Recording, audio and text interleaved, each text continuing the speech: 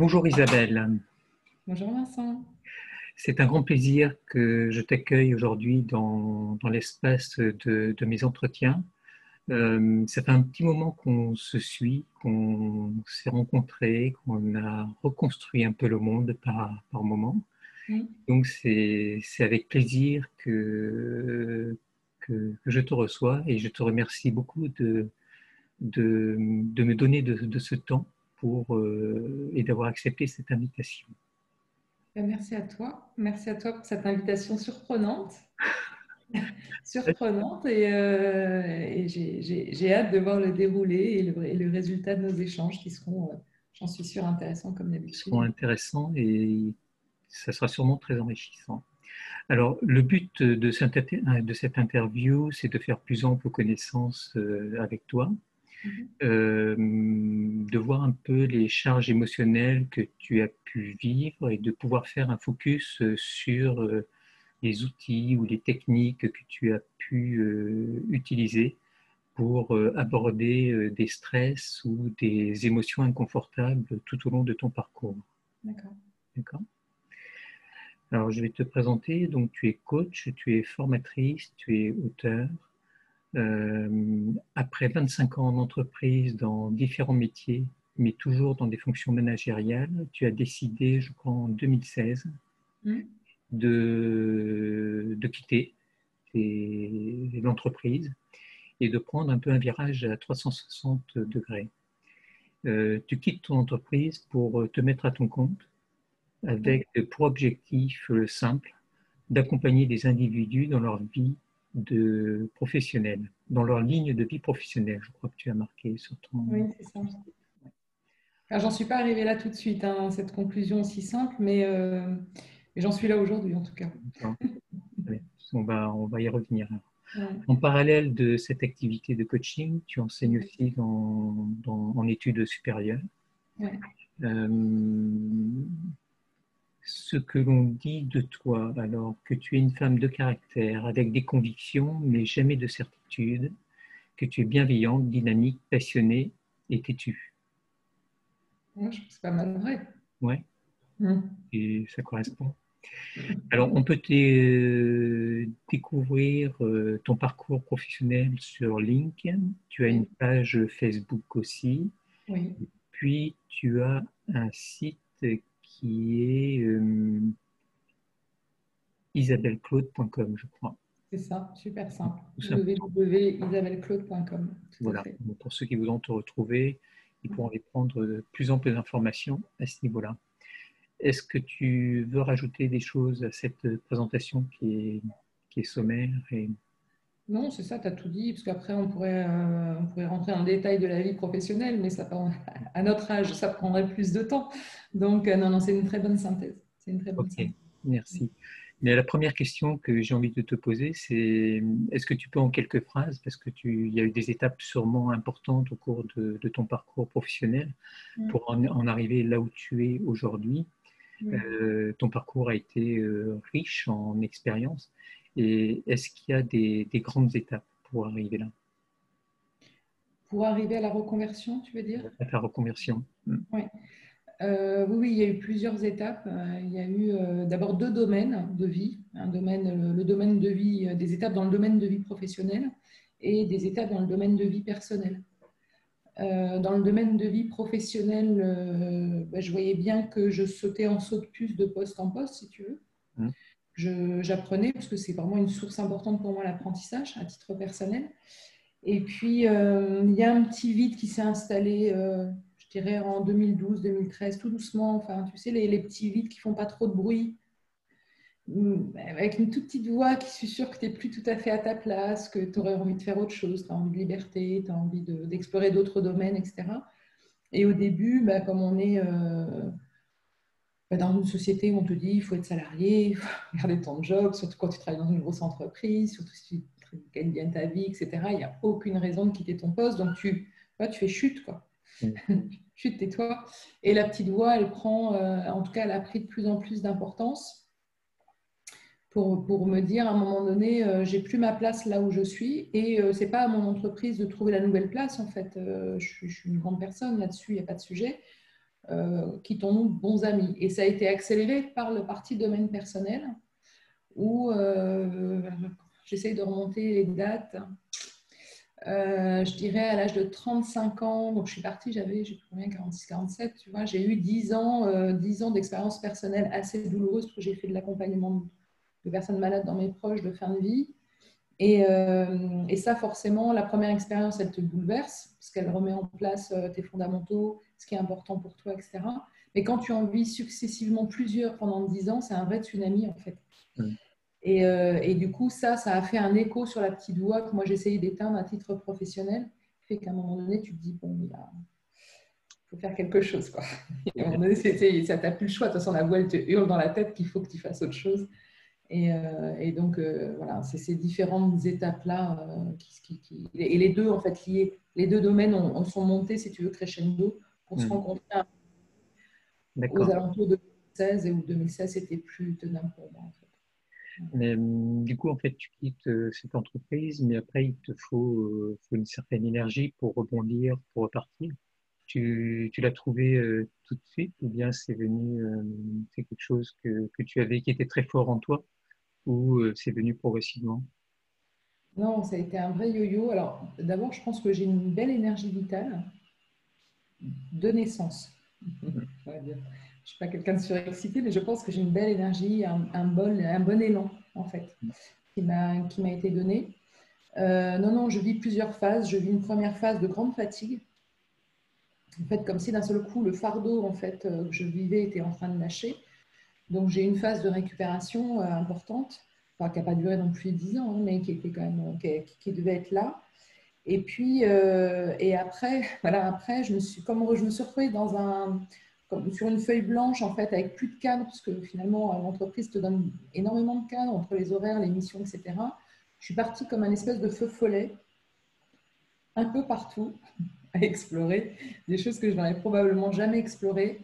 Peut-être sûrement, probablement de manière décousue vu de l'extérieur, mais bon, c'est pas très grave. Moi, j'avais envie d'explorer un certain nombre de sphères, etc. Et là, évidemment, j'avais beaucoup d'énergie parce que j'allais dans des sphères que je ne connaissais pas et j'apprenais énormément de choses.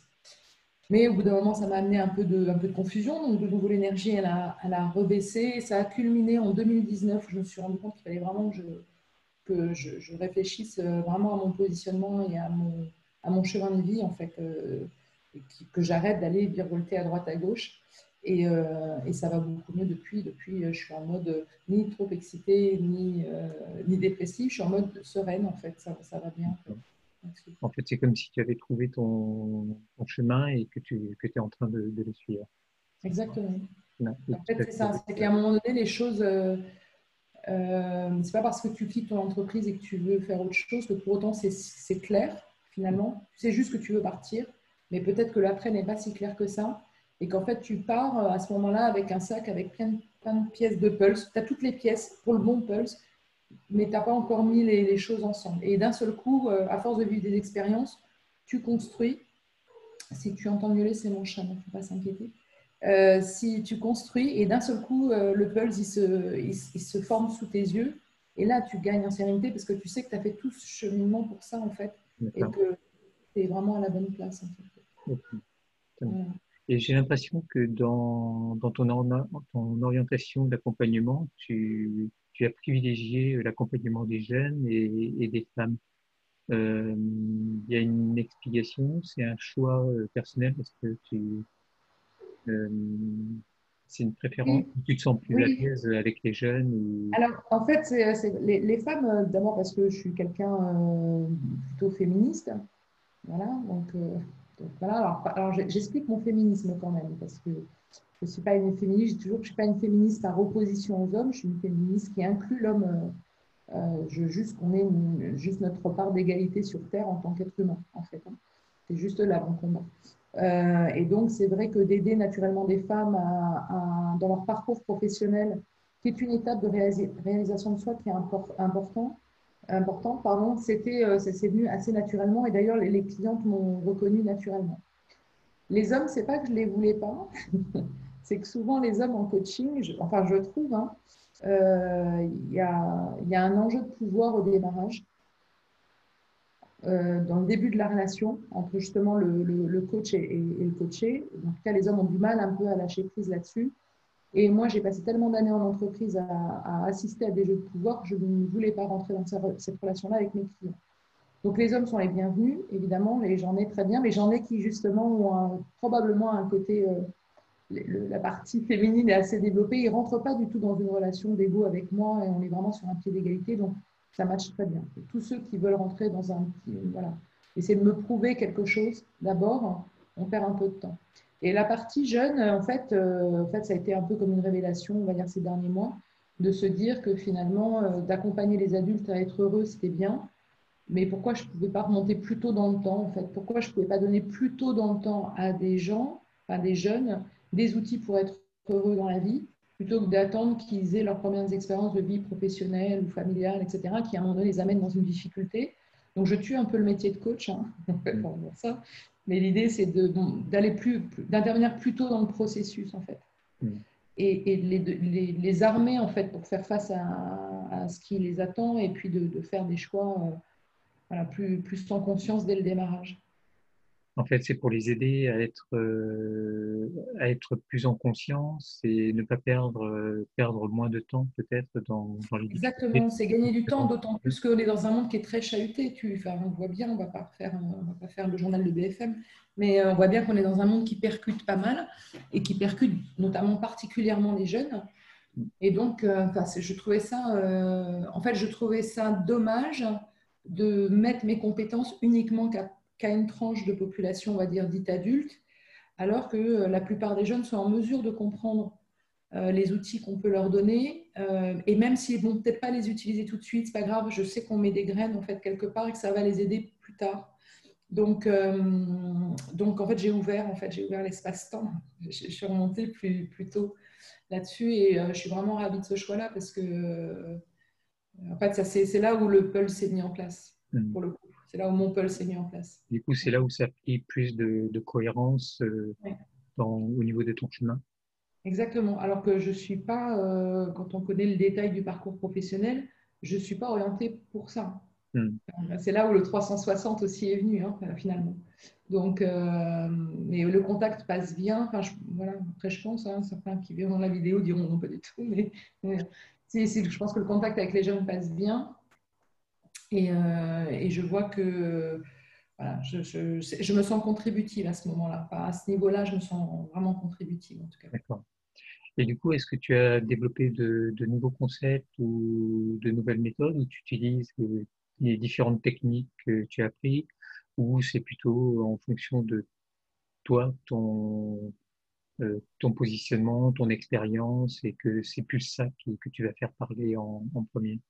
Ben, en coaching, en fait, si. Moi, d'abord, j'avais créé un programme sur, tu sais, la méthode japonaise, l'ikigai, qui, tu sais, Ouais. l'ikigai qui trouvait sa mission de vie. Donc, je l'avais vraiment mis en mode très opérationnel, parce que tu me connais, je suis quelqu'un qui est très pragmatique. Donc, l'idée, c'était de trouver à travers l'adulte sa mission de vie, comment, à travers ma mission de vie, enfin, quelque chose qui fait sens pour moi, je peux être rémunérée par rapport à ça, donc pour arriver à un plan d'action très concret.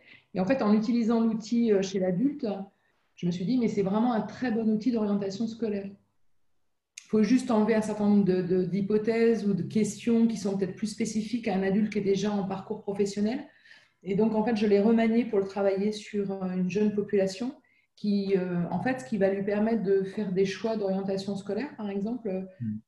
avec des questions qu'on ne pose pas à l'école, ou la seule question qu'on pose à l'école, c'est qu'est-ce que tu veux faire quand tu seras grand, quoi, Ouais. en gros. Hein, et qui est assez limitée, qui est très anxiogène, hein, enfin, qui crée énormément de stress, parce qu'on sait qu'à peu près, on sait qu'un peu plus de la moitié, à peu près 60%, font des choix d'études sans savoir exactement ce qu'ils vont faire comme métier plus tard. Donc ça, c'est un outil comme ça. Tu sais que je pratique aussi le speed coaching Oui. avec la méthode Joue ta vie. Et c'est un format qui marche très bien avec les jeunes parce que c'est ludique, c'est un jeu, c'est court. On est sur une génération qui est quand même assez zapper, hein, qui a besoin que les choses aillent vite et avec efficacité. Et ils rentrent dans le jeu avec une très grande facilité. Vraiment, pour eux, c'est quasiment comme s'ils étaient nés avec l'outil entre les mains. Donc, j'utilise ça. Et puis, de temps en temps, et c'est plutôt une posture où les jeunes viennent chercher plutôt une posture de mentorat plutôt que de coach. C'est-à-dire où là, quelqu'un, en fait, tu viens juste apporter l'expérience. Tu ne fais pas forcément chercher l'autre à trouver la solution comme le coach le ferait, etc. Ils viennent chercher le mentor. Et donc là, c'est vraiment de la transmission intergénérationnelle parce qu'eux, ils vont m'apporter aussi des choses, mais ils attendent que moi, j'apporte mon expérience sur une D'accord. problématique particulière. Ok. Et est-ce que tu as suivi, tu as eu des impulsions, des influences ou des rencontres qui ont permis ton évolution ou qui t'ont réorienté Ah, mais tout le monde, en fait. C'est difficile. C'est-à-dire que, en fait, je me rends compte que chaque expérience, c'est pour ça que moi, enfin, je ne suis pas une femme qui a des regrets dans la vie, parce que ça ne marche pas comme ça, mais chaque expérience, même la plus, peut sembler la plus insipide ou insignifiante aux yeux des autres, en fait, a été une pierre à l'édifice. Donc, donc, toutes les rencontres, la rencontre qu'on a fait quand on a travaillé, on a commencé à se rencontrer ensemble, les rencontres, on a travaillé aussi avec une marque américaine de cosmétologie tous les deux. Ça a aussi été une rencontre édifiante parce que ça m'a permis de travailler sur d'autres modèles, d'autres business models et donc de réfléchir aussi un petit peu là-dessus. Rencontrer Fatima qui a créé le jeu Joue ta vie aussi parce qu'elle est venue, c'est une femme qui n'hésite pas à confronter. Et comme j'ai quand même une personnalité un peu forte, on ne vient pas me confronter souvent en fait. Mm. Je me rends compte, donc, je me rends compte qu'il n'y a pas trop me chercher. Et elle est avec beaucoup de bienveillance, mais elle n'a pas hésité à venir me percuter un peu. Et c'est comme ça que tu grandis en fait aussi. Donc c'est toutes ces rencontres-là en fait sur le parcours. Donc je retire rien et je prends tout le monde en fait. D'accord. Voilà. Donc, en fait, c'est un ensemble de petites pièces en fait qui se surajoutent C'est exactement. ça. C'est ça. C'est un petit escalier que tu montes et chaque petite marche, chaque rencontre, tu peux penser. Et alors, ce qui est très marrant, c'est que la vie, elle est vraiment bien faite. C'est que parfois, tu rencontres quelqu'un où on va te parler d'un projet, ça, sur le coup, ça fait pas match. Et en fait, il va faire, c'est 6 mois après que ça fait en fait, le rôle que la rencontre doit avoir, doit t'amener va avoir lieu peut-être 5 mois, 6 mois après. C'est après, tu dis, oh là là, enfin, si j'avais pas rencontré cette personne, il ne serait pas passé ça. Donc, en fait, il faut être assez patient par rapport à ça et Ouais. confiant. En fait, que chaque rencontre fait germer peut-être une idée ou nous fait évoluer, peut-être pas immédiatement. C'est Et ça. ça a besoin de faire son chemin, de Exactement. avoir une certaine maturation pour que ça Ouais, porte et que ça se présente. c'est ça. Il faut laisser. Et alors, c'est assez à contre-courant du rythme de vie que l'on a, en fait. On est Oui, sur des parce que, rythmes de vie qui sont très instantanés et très rapides. ben, Et en maintenant, fait, tout de suite et le plus rapidement possible. c'est Alors ça. là, au contraire, il faut laisser le temps au temps pour que ça, justement, ça puisse surgir. C'est ça. Et ça a été un gros, enfin, ça a été une partie du travail, notamment entre le départ de mon entreprise et là où j'en suis maintenant, tu vois. Mm. Ça a été justement, c'était d'arrêter d'accepter que les choses se passent pas vite, d'arrêter l'instantanéité, se réapproprier la lenteur aussi, parce que moi j'étais quelqu'un qui travaillait énormément et puis ça déménageait, ça pulsait. Ça ne veut pas dire que je travaille toujours pas, enfin, je travaille vite etc. Mais j'accepte la lenteur et j'accepte que les choses puissent prendre le temps. Donc ça tire aussi la notion de lâcher prise quoi, par rapport à ça. D'accord. Parce qu'en fait, tu ne sais pas. Tu ne sais pas ce que ça va t'amener. Donc, et puis aussi un peu de confiance finalement dans l'avenir, dans les gens, enfin dans l'univers au sens large. Hein, tu vois, quand on Mm. dit faire confiance à l'univers, c'est à peu près ça. C'est que la vie, elle est belle. Finalement, grosso modo, elle t'amène des choses plutôt sympas. Il faut juste les laisser venir en fait. Ouais. Et tu ne peux les voir venir que si tu es calme finalement. Quand tu es dans un mode très stressé, très speed par ton rythme, etc., tu n'es pas à l'écoute en fait de ça. À l'écoute et tu ne vois pas forcément les opportunités et les portes s'ouvrir au bon Ça moment. peut être ça, voire tu peux même les prendre comme une contrainte, c'est-à-dire comme encore une responsabilité de plus ou encore une sollicitation de plus. Donc il n'y a pas de... dans ta bande passante, tu n'as plus de place, si Mm. tu veux. Donc en fait, alors que quand d'un seul coup tu t'allèges et que tu ralentis un peu et enfin, tu fais le cheminement que probablement tu as fait ou moi j'ai fait, etc., d'un seul coup tu retrouves de la place. En fait, intellectuellement pour intégrer, pour accueillir les gens, pour accepter de nouvelles idées, pour réfléchir, etc. Et ça a été, enfin, ça c'est vraiment mon observation de la femme salariée cadre en entreprise et la femme que je suis aujourd'hui. Voilà. D'accord. Est-ce que tout au long de ton parcours, tu as rencontré des freins à ton évolution et ces freins étaient plutôt internes ou externes? Ah. Euh, Bon, il y a eu probablement des deux. Alors, il y a une grosse partie, on va dire une grosse partie du parcours en interne au démarrage. Pourquoi? Parce que je n'étais pas une enfant scolairement très douée, quoi. Euh, voilà, donc, l'école ne m'aimait pas. Je dis toujours et que je n'aimais pas trop l'école. Donc, ça a créé beaucoup de stress chez moi, ça. Et donc, un syndrome, ce qu'on appelle un fameux syndrome de l'imposteur, puisque comme je n'étais pas reconnue par l'école qui m'expliquait que j'étais une fille pas très intelligente et que je ne ferais pas grand-chose de ma vie. Euh, Moi, j'ai toujours allé à ce moment-là que je ne sais pas s'ils avaient raison ou pas. Quand on m'a expliqué ça, je devais être à peu près en seconde. La seule chose, c'est que moi, j'ai cru les gens qui m'ont dit ça, en fait. Et donc, ça a été martelé dans un message, dans un coin de ma tête. Tu n'es pas une fille très intelligente, tu ne feras pas grand-chose de tête.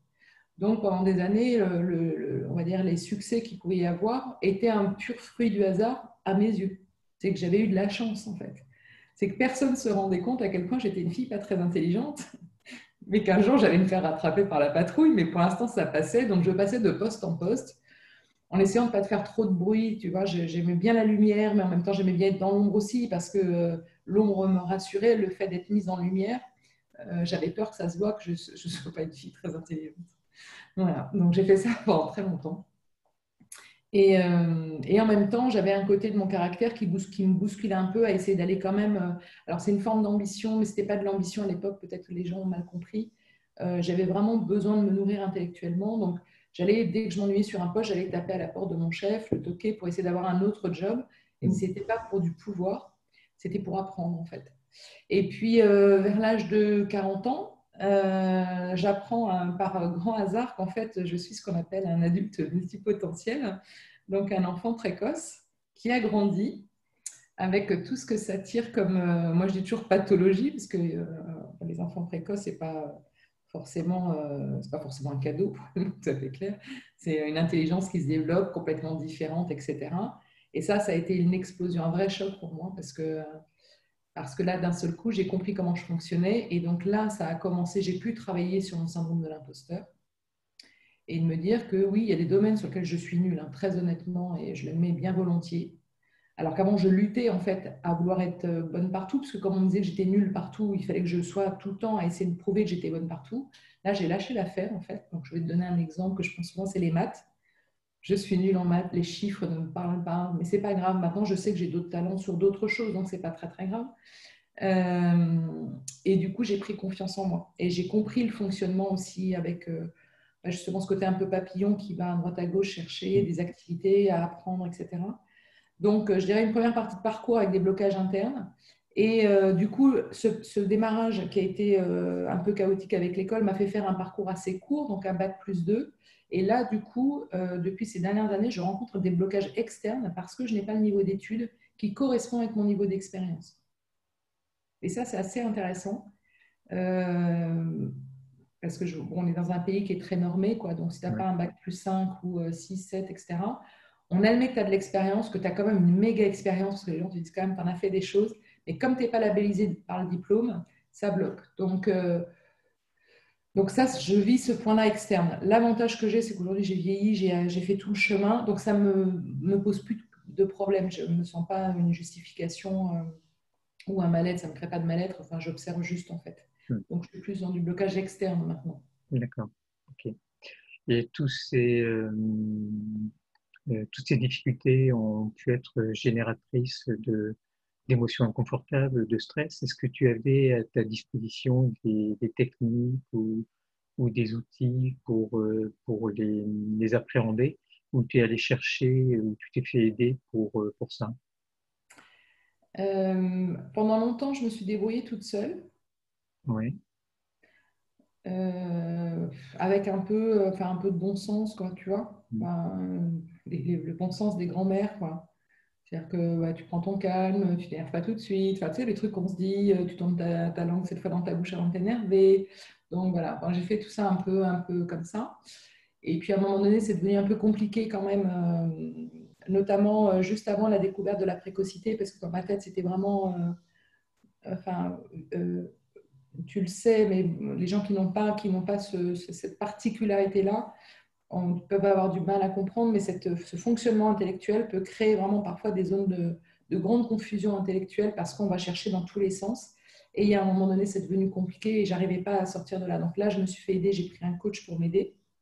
Et au fur et à mesure, je suis allée chercher des petits outils à droite à gauche qui peuvent m'aider. Voilà. L'idée pour moi, c'est vraiment, en fait, je sais que ça va si j'arrive à rester sereine en fait et à garder le cap. Donc j'ai ça. Et puis je me suis créé des outils moi à travers le coaching quand je me suis fait former en coaching. J'ai trouvé des outils qui me permettent de faire des choix. Parce qu'en fait, ma grande difficulté, c'est dire non parce que quasiment tout m'intéresse. Donc je pourrais faire 10 métiers dans la journée. Et donc la grande difficulté, c'est ça. Donc c'est de trouver les outils qui me permettent de rester focus. Et ça, j'ai trouvé, en fait, à travers le coaching, des outils voilà, qui sont assez classiques, sur lesquels moi, je les ai retravaillés, en fait, pour moi. Et du coup, je propose aussi à mes clients, d'ailleurs, de ce fait maintenant, parce que ça peut les aider aussi, qui me permettent de faire des choix qui vont coller et puis qui me permettent de dire oui ou non, en fait. Voilà. D'accord. En fait, tu restes synthétiser un outil à ta manière, tu l'adapter à ta personnalité. Et puis maintenant, tu peux le retransmettre éventuellement aux personnes Qui ont les mêmes problématiques. Alors, soit des gens comme dans cette catégorie, parce qu'on parle de multipotentialité, ou d'une manière générale, des gens qui ont du mal à faire des choix de vie. Parce que parfois, voilà, on s'emballe pour quelque chose parce qu'on n'est juste pas bien et en fait, du coup, l'herbe nous paraît plus verte ailleurs, donc on y va, mais en fait, profondément, ça ne nous convient pas, donc on est parti faire autre chose, mais au bout de 15 jours, on se sent de nouveau pas bien, etc. Il y a des explications profondes à ça. Et en fait, si on n'explique pas aux gens comment justement trouver, comment déterminer et faire les bons choix, du coup, ils peuvent aller de champ en champ, de pré en pré et se perdre à un moment donné parce que ils vont jamais dans la bonne direction, ils font pas voilà, ils prennent pas leurs bonnes décisions.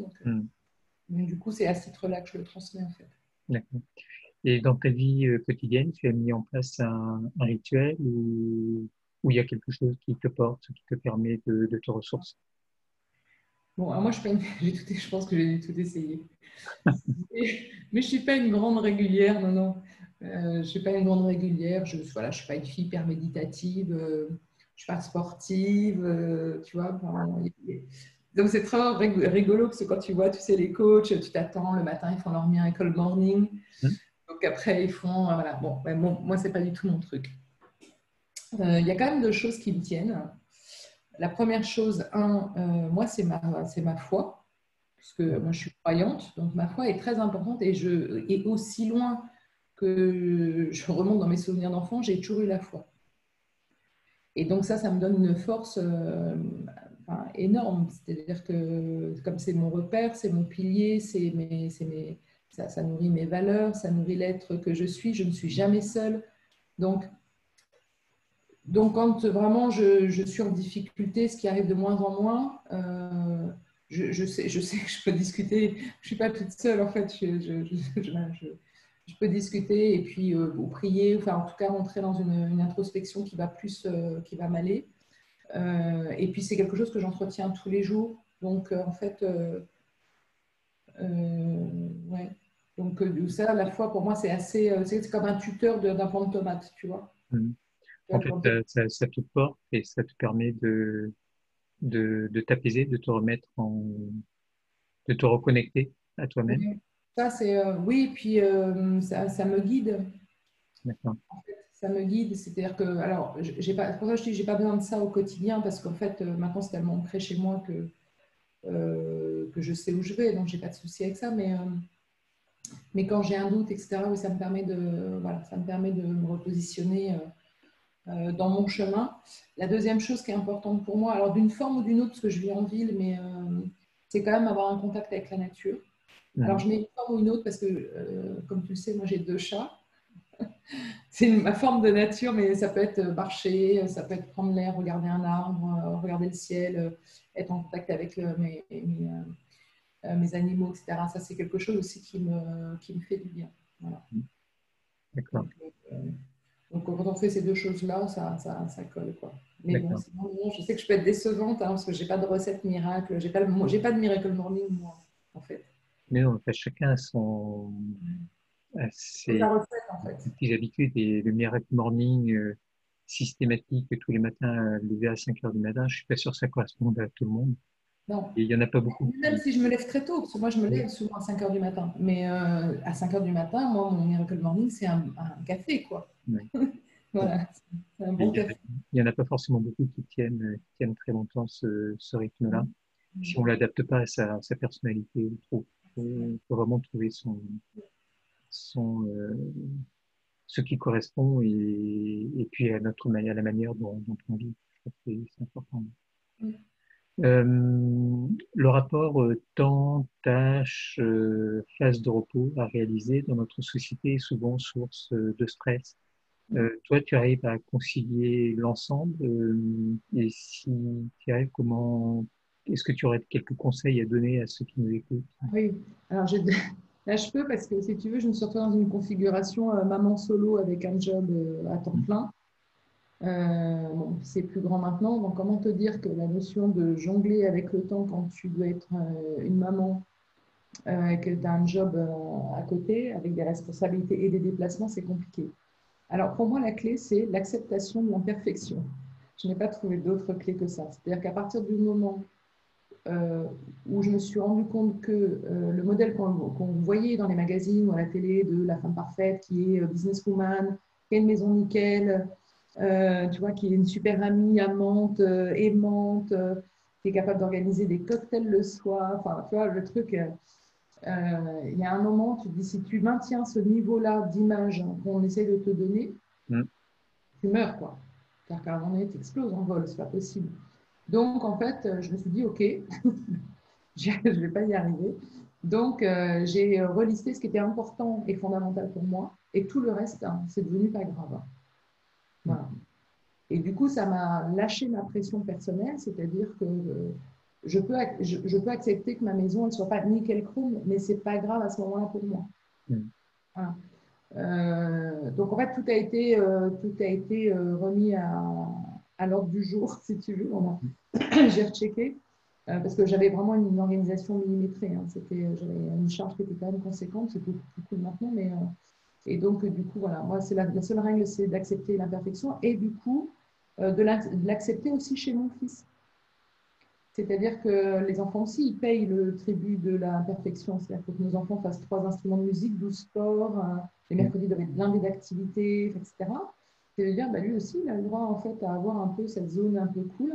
Et donc, on a poussé comme ça tous les deux, en fait, bon, pas trop mal quand même, hein, mais en disant, bah, OK, ça, par exemple, il y a des soirs où j'essaie de faire un manger très équilibré de manière générale. Mais ça m'est déjà arrivé de faire parce que j'étais fatiguée, parce qu'il était crevé, de faire un petit déjeuner le soir parce que j'avais pas le temps de faire mon dîner, tu vois. Et c'était pas grave, je m'en voulais pas en me disant, mon Dieu, je suis une mauvaise mère, etc. Donc, en fait, je pense qu'on se met trop de pression.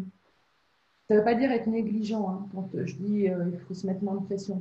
On peut avoir une forme d'exigence personnelle, mais celle qu'on nous montre aujourd'hui, elle est quand même assez excessive, quoi. Mm. En fait, c'est accepter qu'on ne peut pas tout faire et qu'il y a des choses qu'il faut qu'on lâche. C'est Et ça. puis, il faut savoir prioriser un peu les tâches et Et voir ce qui là-dessus, est plus parce que c'est vrai important. qu'on est, enfin, après, chacun a son caractère. Moi, je suis quelqu'un qui est plutôt en contrôle Mm. de nature, et puis par les jobs que j'ai fait, etc. Donc, je suis plutôt quelqu'un dans le contrôle. Donc, d'un seul coup, dire, voilà, je perds le contrôle du truc, Mm. pas facile, hein. Normalement, les gens qui sont dans l'hyper-contrôle, ils n'aiment pas perdre le contrôle. Mais là, c'est de Pas se dire, trop. bah, OK, bon, de toute façon, j'y arriverai pas. Mais en fait, moi, je me suis vite rendu compte que je n'y arriverais pas. En fait, Mm. j'allais être fatiguée à vouloir tout faire dans des normes que je n'arriverais pas à tenir. Donc, à un moment donné, qu'est-ce qui était important? Ben, mon fils était le plus important. Mm. Hein, qu'il soit bien élevé, qu'il soit en sécurité, qu'il ait à manger. Enfin, voilà. Ça, c'était important. Que je fasse mon job aussi, c'était important parce que je t'ai quand même payé pour ça. Donc, que je puisse le faire correctement. Alors, parfois, je me suis moi oubliée un petit peu dans l'histoire, mais c'est pas grave. On s'est rattrapé après le vol. Mais du coup, voilà. C'est d'accepter ça et d'accepter un peu de lâcher prise par rapport à ça. Ok. Donc, acceptation, lâcher prise et priorisation des tâches. Et après, priorisation. Ouais. Mm. D'accord. La connaissance des réactions aux émotions est un facteur important. Est-ce que pour toi, ça représente, il y a des alertes, tu as des alertes émotionnelles au quotidien et qui te disent, tiens, il y a ça qui se passe, il faut que je fasse attention et peut-être qu'il faut que j'aille plus vers de ce côté-là ou de ce côté-ci. Est-ce que c'est chez toi quelque chose d'important qui te semble important? Oui, alors moi je suis plutôt d'une nature joyeuse. C'est pour ça que je disais, je pense que souvent on oublie quand même qu'on ne part pas avec le même équipement de départ. Chacun, on a notre bagage quand on est. Et c'est vrai que plutôt quelqu'un d'optimiste, enfin, voilà, c'est plutôt ma nature, etc. Par contre, je suis assez sensible si je suis sur de l'émotion négative, parce qu'en fait, je suis globalement dans des émotions positives. Donc ça je les accueille avec plaisir, hein, de venir tout le temps. J'ai deux émotions négatives qui peuvent me perturber, c'est le stress et la colère. Donc, je peux être un peu sous le collet, donc je me suis soignée avec le temps. Mais probablement parce que je vivais dans un monde professionnel aussi qui était assez tendu et qui était assez, alors c'est peut-être péjoratif, mais un peu viril comme relation. Mm. Donc, ça pouvait avoir parfois des zones de tension et d'agressivité et ça a fait ressortir en moi un peu le pitbull, quoi. Donc, je pouvais très facilement me mettre en colère. Euh, je trouve que je me suis beaucoup améliorée. Ma famille ferait demander, mais je me trouve beaucoup plus détendue. Donc, quand je sens que en fait, j'ai un truc qui me met en hyper stress et que ça va me générer de la colère derrière, en fait, j'essaye de débrancher là tout de suite parce que je veux plus, en fait. Mm. Ça, je veux plus. Là, tu arrives à le percevoir, Ah oui, oui, parce que en fait, physiquement, j'ai des sensations. d'accord. C'est-à-dire que je sens, si tu veux, ça monte, quoi. Moi, ça monte, ça va se nouer là, et après, je suis comme un lion en cage, donc je suis prête à hurler, quoi. Enfin, pas hurler, je vais pas crier, mais je sens que ma rage, elle est là. Donc, et comme je mets énormément de temps, en fait, je monte aussi vite comme un lait hein, qui monte et qui descend, c'est qu'après, ça me fatigue, en fait, la zone de colère. Je l'ai vécu, hein, ça fait très longtemps. Hein. En fait, et je me suis rendu compte dans les 4 ans, en fait, je m'étais mise en colère après une cliente en entreprise qui m'avait dit un truc qui m'avait agacée. Et en fait, je me suis rendu compte que bah, depuis que j'étais à mon compte, j'étais quasiment plus en colère. Mm. Donc ça, je fais très attention à ça parce que derrière, donc le stress, bah, ça génère voilà, tout ce que ça va avec. Et puis, du coup, ça me fatigue. Enfin, ça me crée de la fatigue parce que j'ai un temps de récupération par rapport à ça qui est important. Le reste, euh, le reste, ça reste positif. Donc, welcome, hein. Bienvenue à la maison, les émotions positives, quoi. Ok. Euh, la connaissance de soi va favoriser l'estime, la confiance et puis la cohérence dans une vie. Est-ce que tu as des éléments pour mieux te connaître? Comment tu fais on parle beaucoup, on dit beaucoup connais-toi, toi-même, et puis ça ira mieux. Est-ce que toi, tu développes quelque chose pour ça? Ben, en fait, c'est surtout la base, en fait. C'est-à-dire que même avec, pour moi, ou que ce soit pour mes clients, hein, Mm. même, tu vois, ce midi, j'animais un atelier, parce que je suis bénévole à l'Université de Strasbourg, donc un atelier de partage et de parrainage pour des gens qui sont en recherche d'emploi, etc.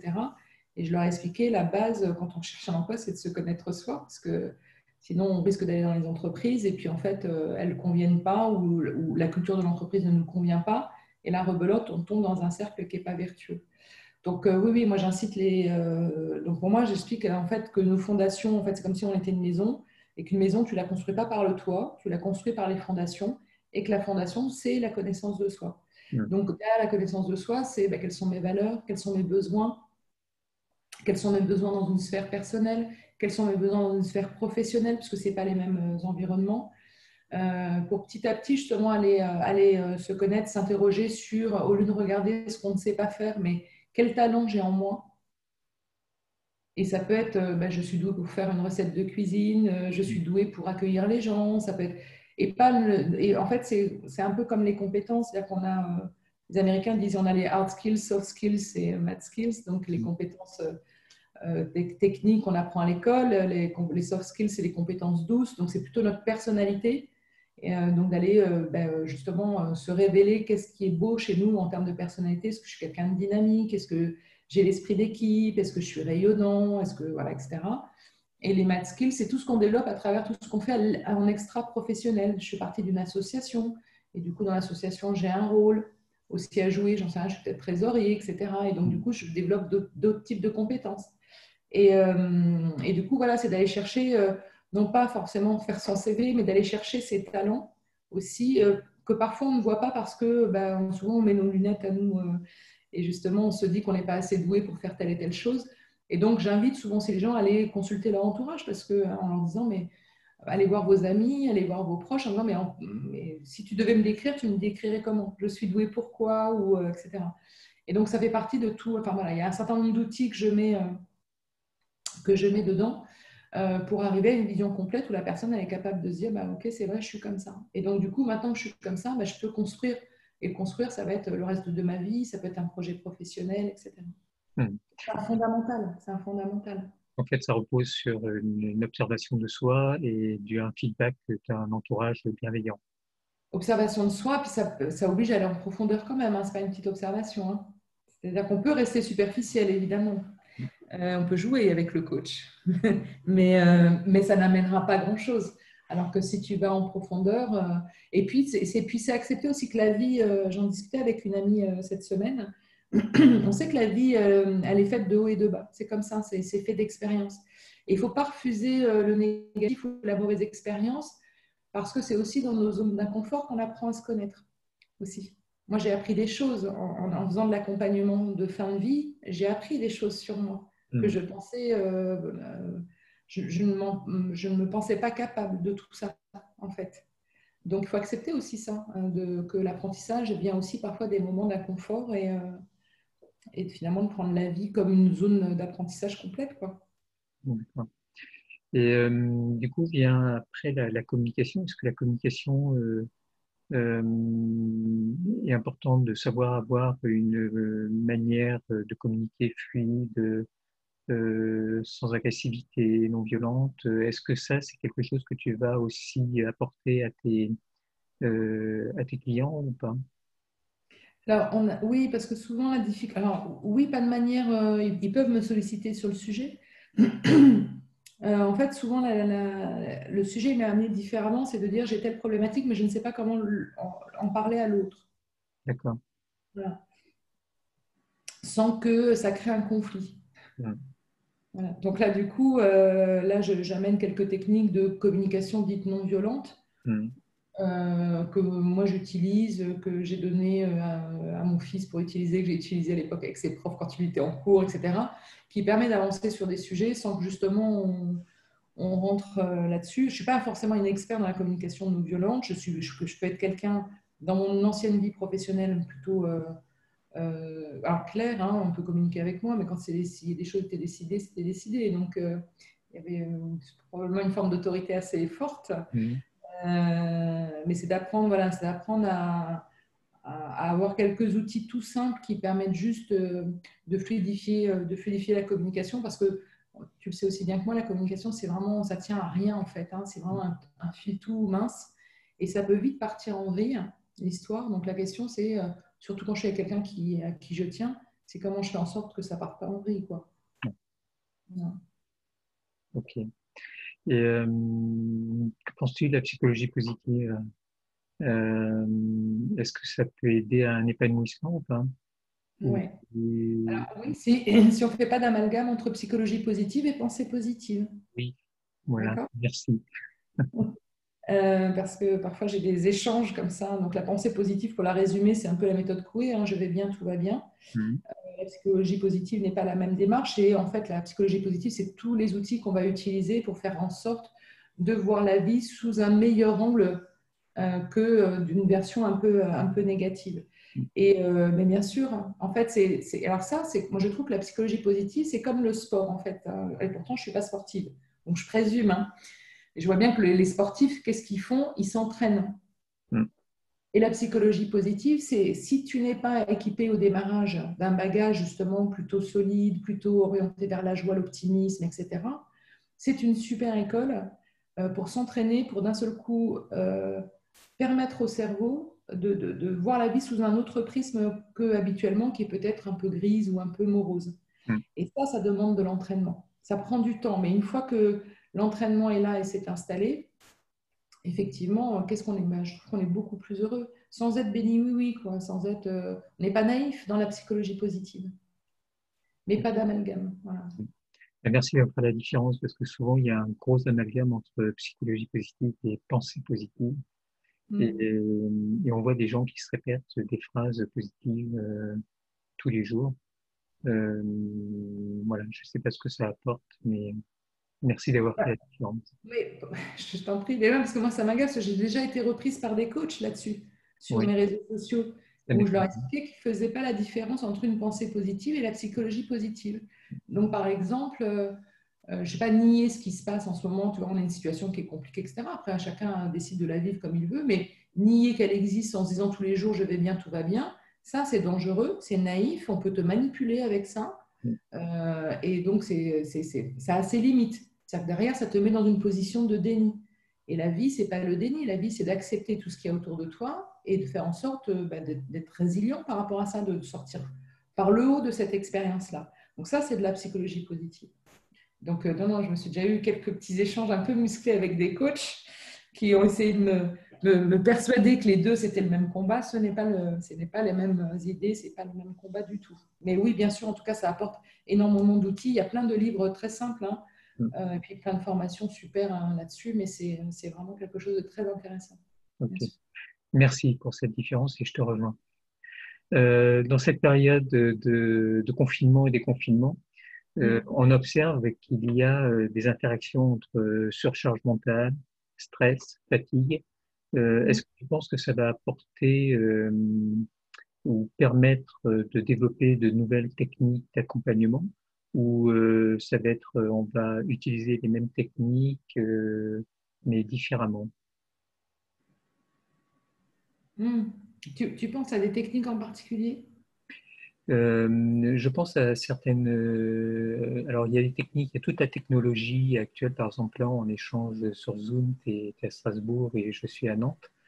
Est-ce que ça va se développer et être de plus en plus fréquent, d'après toi, pour l'avenir, ou est-ce qu'il va y avoir des choses qui vont évoluer dans les prises en charge? Par exemple, là, on se parle, on se voit, on se connaît, mais euh, coacher quelqu'un ou prendre un accompagnement à distance sans le physique, c'est parfois compliqué. Alors, moi, je fais que ça, Hein. quasiment. Et justement, ben, c'est intéressant. Moi, j'ai fait que ça. C'est vrai que j'habite Je Strasbourg. t'amène pas pour rien là-dessus. Oui, tu m'amènes. C'est pour ça que je voulais savoir où tu voulais m'emmener, parce que les outils, c'est vaste.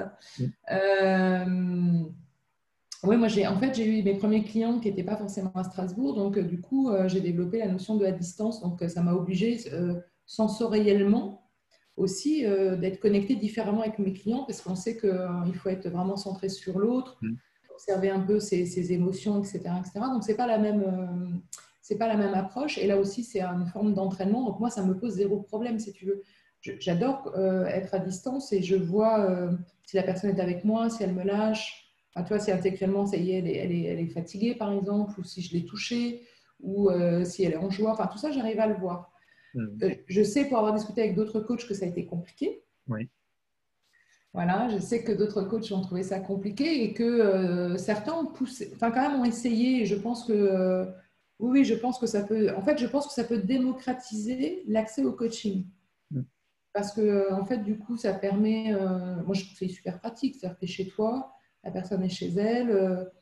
Je pense qu'on pourrait même réduire un peu les coûts, tu vois, parce que si tu n'as pas de cabinet, tu n'as pas de charge. Enfin, moi, je ne travaille pas en cabinet, je travaille toujours dans des endroits un peu bizarres, mais je ne reçois pas les clients chez moi, c'est toujours dans un endroit un peu sympa en extérieur, etc. Et ça permet de démocratiser ça.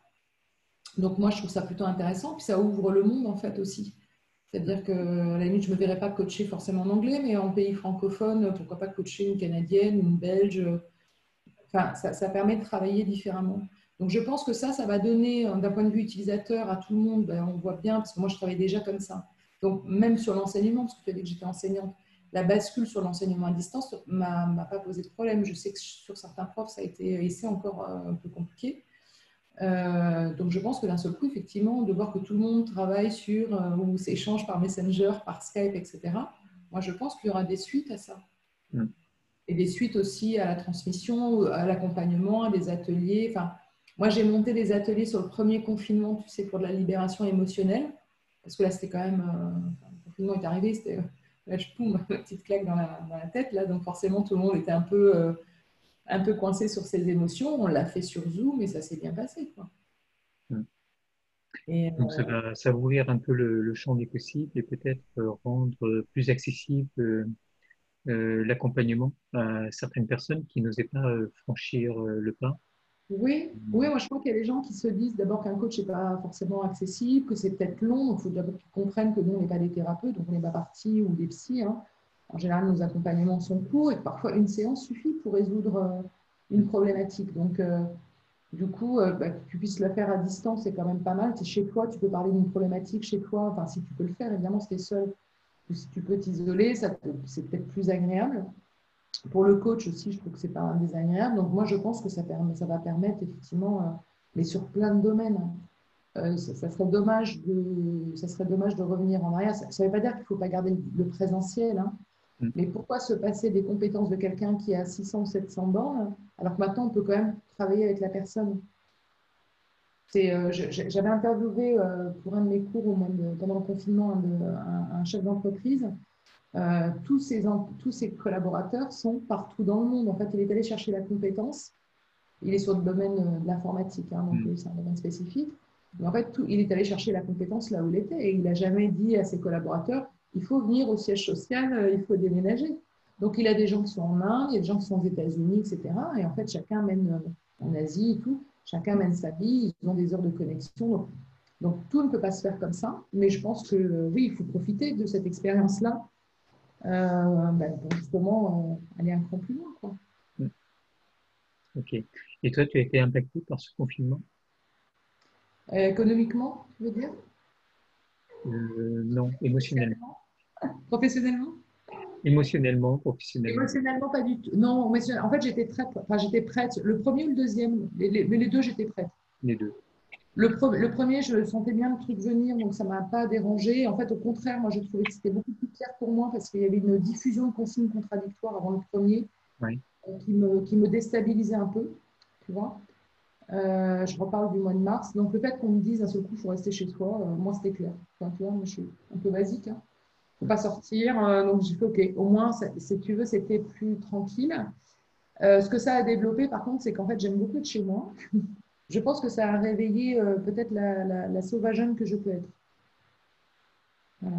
Donc alors j'ai par mes activités beaucoup de contacts, hein, évidemment, mais mes temps de solitude ont augmenté aussi. Et je pense assez volontairement, en fait. Donc, le deuxième confinement a été accueilli quasiment à bras ouverts. Je vais faire une particularité, je vais me faire engueuler tout le monde avant, non, mais c'est inadmissible. Mais moi, j'attends même à la limite qu'on me resserre encore plus la vis, quoi. Ça ne me dérange pas qu'on me dise que je ne sois pas obligée de me justifier à sortir, etc. Enfin, je me trouve très bien comme ça. Non, moi, je le vis très bien, en fait. D'accord. Je le vis très bien. Ok. Donc, c'est pas quelque chose qui t'impacte et tu peux rester chez toi sans problème. Euh, Oui, ça rejoint la connaissance de soi, la foi, enfin, tout ce dont on a parlé. tout ce qui te porte, en fait, et Il y a une autosuffisance. Moi, je suis autosuffisante, en fait. le fait d'avoir travaillé sur toi, d'être porté, ça suffit. Ouais. C'est ça. Ok. Très bien. Euh, Est-ce que tu as une actualité prochaine? J'étais dans une grande période là d'enseignement Hmm. qui va ralentir un petit peu. Et donc, je pense que je vais redémarrer un peu plus l'activité de coaching en tant que telle, parce que je l'avais mis de côté. Et ça va être une période peut-être un peu plus focus sur les jeunes, puisqu'on arrive en décembre. Il Oui. va y avoir le premier trimestre qui va déstabiliser tout le monde. Il va y avoir les vœux de Parcoursup sur les études supérieures. Donc, je pense que je vais refaire un focus en début d'année plutôt sur l'orientation scolaire. Alors, ça n'empêche pas les gens qui sont en réorientation professionnelle qui m'appellent, ça va dessus, on continue. Mais je pense que la prochaine actualité, ça va être ça. Et avec une petite chronique à la radio à Strasbourg sur Super. Judaïka, sur une émission pour les adolescents. Voilà. D'accord. Donc ça va Et être qui une expérience. commencerait quand? Début d'année? Non, là, on va faire l'enregistrement la semaine prochaine, hein, parce qu'en D'accord. fait, on a des mesures Covid, donc il faut qu'on fasse ça. Et après, je ne sais pas quand elle sera diffusée. Donc là, pour l'instant, on a prévu 4 séquences. Donc ça va être en tout cas une super expérience. Moi, je suis contente de vivre cette expérience-là. Ouais, c'est une super expérience. Ouais, ouais, je suis contente. Très bien. Voilà l'actu. Ok. Et est-ce que tu as un rêve pour aller plus loin? C'est une bonne question. C'est une question que je me suis reposée hier. crois pas que je suis pas en train de nourrir des rêves en ce moment. Mm.